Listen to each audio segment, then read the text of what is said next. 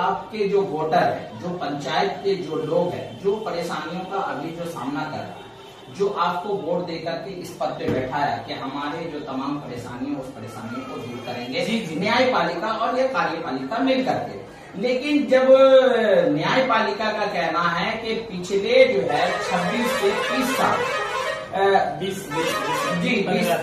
15 से 20 साल जलकौरा में ग्राम पंचायत कचहरी नहीं है। अगर आपको तो इस चीज का नॉलेज था ही कि ग्राम पंचायत कचहरी नहीं है, क्या आपको नहीं लगता है कि ग्राम पंचायत कचहरी जब नहीं था तो आपको चुनाव ही नहीं लड़ना चाहिए था, क्योंकि आपके पास टिकट नहीं था और आप चुनाव लड़े। लेकिन बड़ी अच्छी वाली बात है कि आप जो है उस चीज की लड़ाई लड़ रहे हैं, जो चीज नहीं है।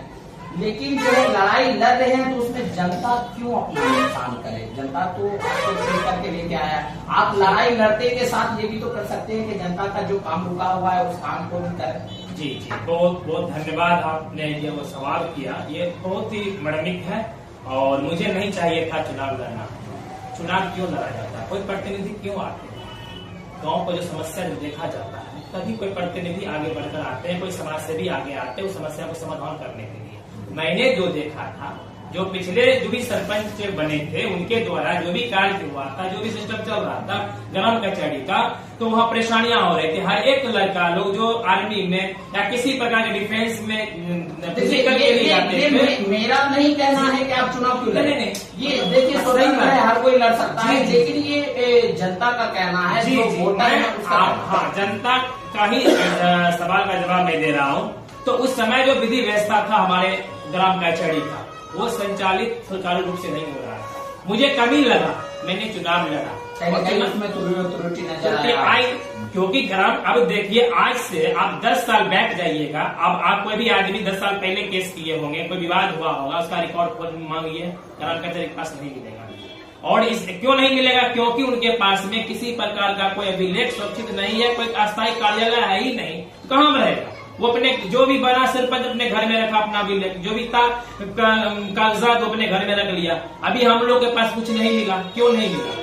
क्या आप चाहते हैं कि मेरे बाद भी जो सरपंच बनेंगे ये सारे सामान मेरे पास रह जाएगा, जो भी मैंने काम किया, और फिर नए बनेंगे और जो आदमी समस्या होगा, जो परेशानियां होगी कभी भी भविष्य में, तो फिर वो कहाँ खोजने के लिए जाएंगे कागजात के पास? नहीं, तो फिर मेरे पास दौड़ेंगे, मैं तो रहूंगा नहीं। अगर मैं पद पे नहीं आता हूँ, मैं कहीं चला जाऊंगा गांव से बाहर, तो फिर कौन देगा कागजात? परेशानी होगी। ये बड़ी अच्छी चीज है कि आप किसी लड़ाई लड़ रहे हैं। जी नहीं, वो ठीक है, मैं बताना चाहता हूँ ना, मैं उन्हीं की समस्या के समाधान के लिए मैं यहाँ पर जो 20/8/22 मैं सरपंच बनने के बाद ये जो है प्रखंड पंचायत अधिकारी बीपीआरओ को मैंने एक लेटर लिखा जी, ग्राम कचहरी भवन के संबंध में। पहला छुट्टी नहीं था, मैंने लिखा 20/8/22 को।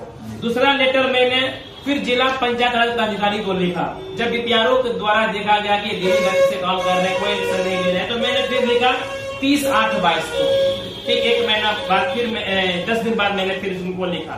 फिर मैंने लिखा जिलाधिकारी महोदय को, मैंने नहीं, बल्कि यह लेटर जो है सामूहिक रूप से सभी सरपंच थे हमारे खगड़िया जिला के, सभी को जो समस्या था उनको लेकर मैंने लिखा गया 8/6/23 को। उसके बाद पुनः जो है बीच में मैं बीमार पड़ गया था, जिसकी वजह से मैं जा नहीं पाया कहीं। तो फिर 20/8/24 को फिर मैंने लिखा प्रखंड पंचायत राज अधिकारी को।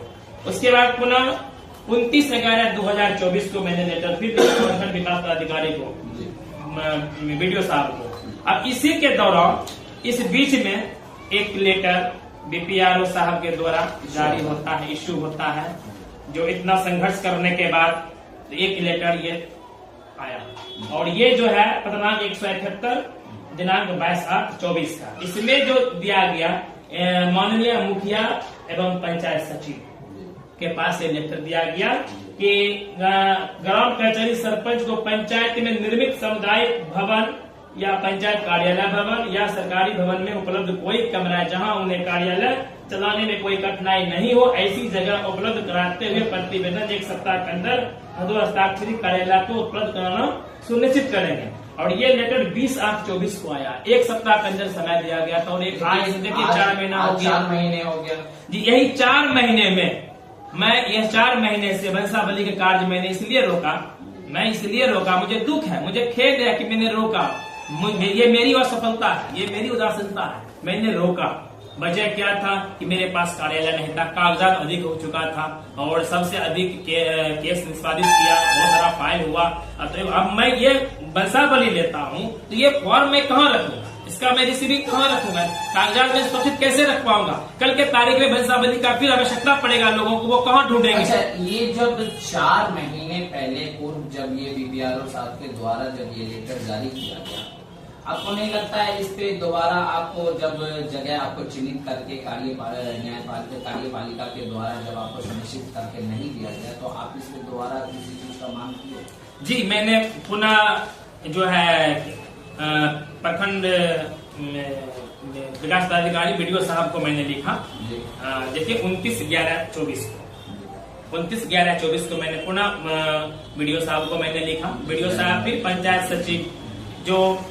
सचिव को बुलाकर उन्हें फिर से निर्देश दिए कि आप लोग जाइए और पंचायत में जो है कहीं भी कोई भवन है उनको ढूंढकर उन्हें उपलब्ध कराइए। कारण यह है कि जब तक कार्यालय आपके पास नहीं होगा आप काम क्या कर पाइएगा? ये तो हो गया।